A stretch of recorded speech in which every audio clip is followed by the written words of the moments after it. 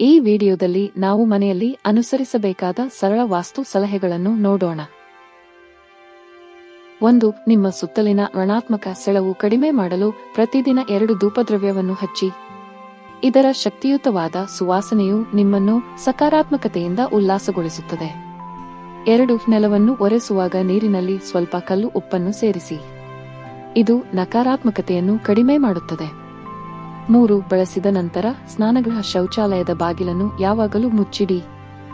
ಸೂಕ್ಷ್ಮಾಣುಗಳನ್ನು ಗಾಳಿಯಲ್ಲಿ ಹರಡಲು ಬಿಡಬೇಡಿ. 4. ಮನೆಯಲ್ಲಿ ಒಡೆದ ಪಾತ್ರೆಗಳು, ಕ್ರೋಕರಿ, ಕನ್ನಡಿಗಳನ್ನು ಎಂದಿಗೂ ಬಳಸಬೇಡಿ. ಇದು ನಕಾರಾತ್ಮಕತೆಗೆ ಕಾರಣವಾಗುತ್ತದೆ. 5. ಈಶಾನ್ಯ ದಿಕ್ಕಿನಲ್ಲಿ ಕಾರಂಜಿ ಅಥವಾ ಅಕ್ವೇರಿಯಂ ಅನ್ನು ಇರಿಸಿ, ಏಕೆಂದರೆ ಇದು ಧನಾತ್ಮಕ ಶಕ್ತಿಯನ್ನು ತರುತ್ತದೆ ಎಂದು ನಂಬಲಾಗಿದೆ. 6. ಬಾಗಿಲುಗಳು ಶಬ್ದವಿಲ್ಲದ ಕೀಲುಗಳನ್ನು ಹೊಂದಿರಬೇಕು. ನಿಯತಕಾಲಿಕವಾಗಿ ಅವುಗಳನ್ನು ಗ್ರೀಸ್ ಮಾಡಿ. 7. ಕೆಲಸ ಮಾಡದ ಗಡಿಯಾರವನ್ನು ಎಂದಿಗೂ ಬಳಕೆಯಲ್ಲಿ ಇಟ್ಟುಕೊಳ್ಳಬೇಡಿ. 8. ನಿಮ್ಮ ಶೌಚಾಲಯ, ಪೂಜಾ ಕೊಠಡಿ ಅಥವಾ ಅಡುಗೆ ಮನೆಯೊಂದಿಗೆ ಸಾಮಾನ್ಯ ಗೋಡೆಯಾಗಿ ಇರಬಾರದು. 9. ಪಶ್ಚಿಮ ದಿಕ್ಕಿನಲ್ಲಿ ಗಾಳಿಯ ಚೈಮ್ ಅನ್ನು ನೇತುಹಾಕಿ, ಇದು ಅದೃಷ್ಟವನ್ನು ತರುತ್ತದೆ ಎಂದು ನಂಬಲಾಗಿದೆ.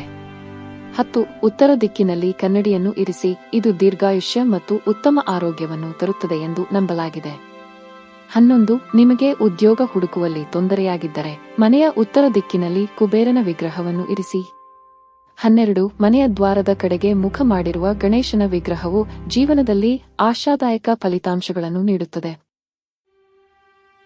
ಈ ವಿಡಿಯೋವನ್ನು ವೀಕ್ಷಿಸಿದ್ದಕ್ಕಾಗಿ ಧನ್ಯವಾದಗಳು. ದಯವಿಟ್ಟು ಲೈಕ್ ಮಾಡಿ, ಶೇರ್ ಮಾಡಿ ಮತ್ತು ನನ್ನ ಚಾನೆಲ್ಗೆ ಸಬ್ಸ್ಕ್ರೈಬ್ ಆಗಿ. ಧನ್ಯವಾದಗಳು.